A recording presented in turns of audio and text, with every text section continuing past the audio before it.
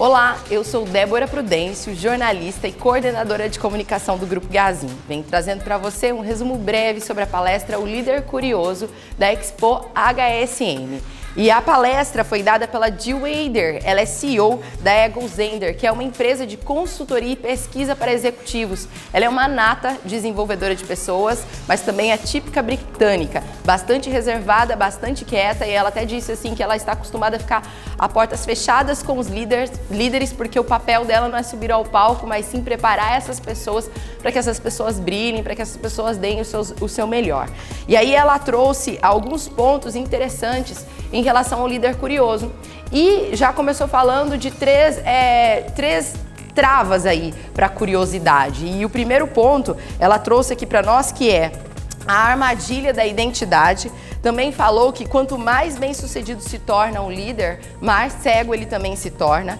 E também a perda do próprio propósito. Diante disso, ela disse que a cegueira tende as pessoas a querer se aproximar só das pessoas que têm o ponto de vista igual a ela, que elas não gostam de ouvir quem é diferente, elas não gostam de divergência, e isso causa uma certa cegueira. Disse também, não com essas palavras, mas que a gente pode entender que essas pessoas ficam um pouco soberbas, e elas usam até de carteiradas dos seus cargos para conseguir o que elas realmente querem.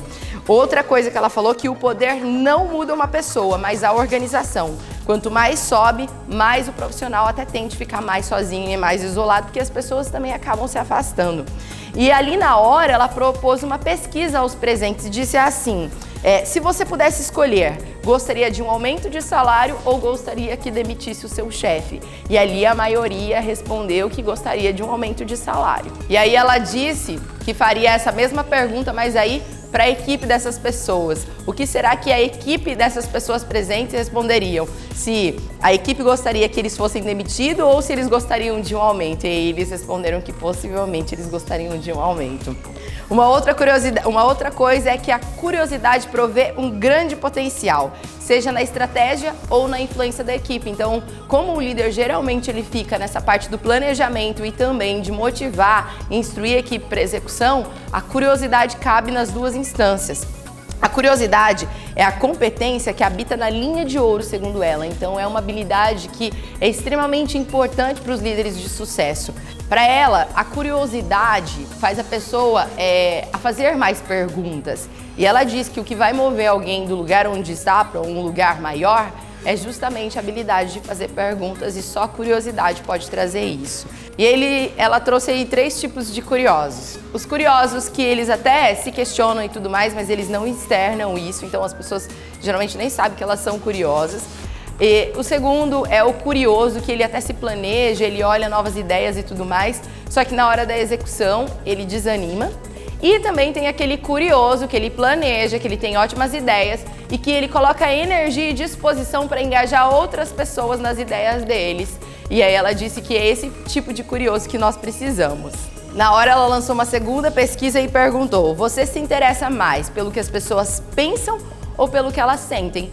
E para aqueles que se importam mais com o que as pessoas pensam, ela deu a dica: se preocupe mais com o que as pessoas sentem, porque elas vão falar realmente a perspectiva delas, o que elas estão sentindo, o que elas enxergam, e isso vai agregar sim para uma ideia, para um projeto. Ela disse que isso tende a fazer com que as pessoas sejam mais verdadeiras. Uma outra característica do curioso é que ele não se convence só com o conhecimento teórico, ele gosta de se envolver com as pessoas, e essa perspectiva de além de saber do que as pessoas pensam, mas o que elas sentem, agrega muito, é o que realmente gera vida, é onde ele consegue pegar o conhecimento, é onde ele consegue pegar a prática, onde ele consegue trazer o que realmente as pessoas estão sentindo, essa diversidade para a ideia dele, e assim ele colocar em prática de forma que isso também se torne verdadeiro para as demais pessoas e, consequentemente, gere mais engajamento. O ponto X do grande curioso é que ele é curioso, inclusive por ele mesmo, ele se conhece, ele se questiona.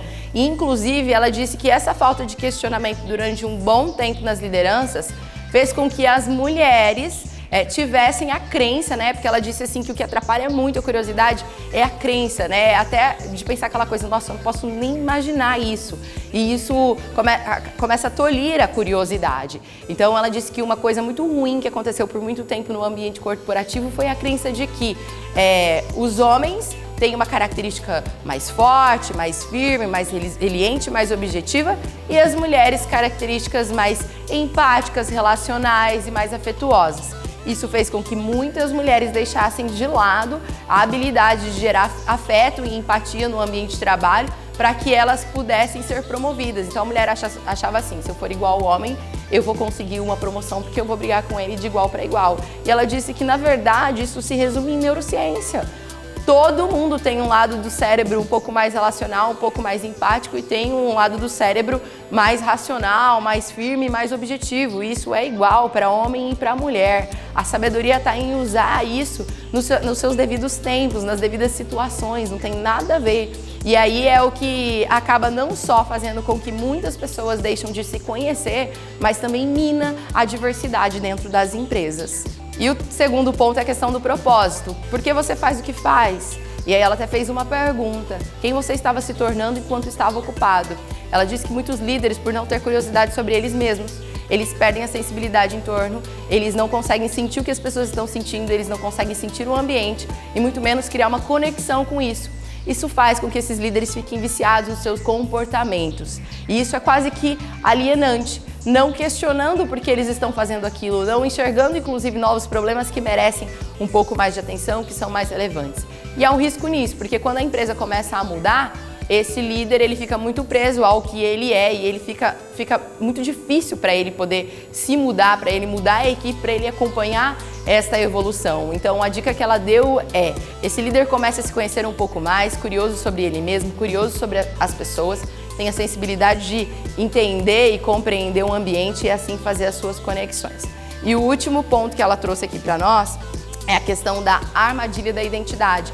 Ela disse que quem nós somos tem muito a ver com o nosso passado e muitas vezes nós somos machucados no passado. Isso faz com que nós tenhamos alguns caminhos que faz com que a gente pule um determinado processo de cura, um determinado processo de se livrar daquilo ou ressignificar aquilo que nos fez mal no passado. A gente pula isso, a gente vai para a zona de conforto e isso faz com que a gente se torne a pessoa que a gente não deveria ser. E aí isso também mina a oportunidade das pessoas conhecerem a verdadeira identidade daquela pessoa. Até porque tem parentes aqui, hein, gente? O que nós somos também é uma soma aí das marcas que a gente traz da vida. E é uma ótima dica de sabedoria se a gente souber ressignificar essas marcas. Para quando a gente olhar para elas, a gente entender que aquilo ali não é um mal que foi causado, mas um aprendizado para a nossa vida. Então, somado a tudo isso, que nós tenhamos primeiramente a humildade, não sermos cegos pelo próprio sucesso, mas sermos eternos aprendizes.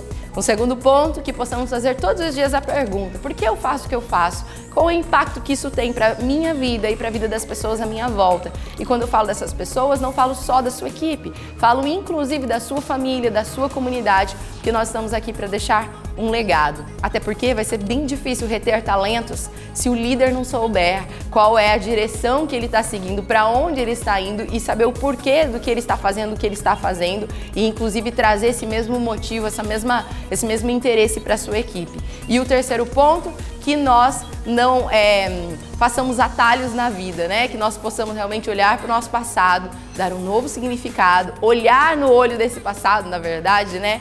Dar um novo significado para ele e assim seguir a nossa história e poder externar também ao mundo o nosso máximo potencial, porque quando a gente consegue ressignificar o nosso passado, a gente consegue entender que há nele também uma capacidade de externar algo brilhante enquanto habilidade, enquanto competência, enquanto sentimento, que é o que realmente importa, né? É o que faz realmente a gente olhar para os olhos das pessoas e faz com que a gente possa se conectar com elas.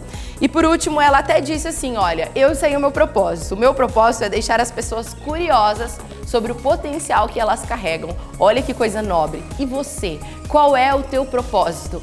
Quem é você enquanto identidade? E o que você faz com o poder que foi colocado nas suas mãos? Esta é uma ótima pergunta para você destravar o máximo de curiosidade que tem em você para que o mundo conheça a sua melhor versão e para que você transforme as pessoas na melhor versão delas. Porque isso, gente, é o pico, é o máximo de um grande líder.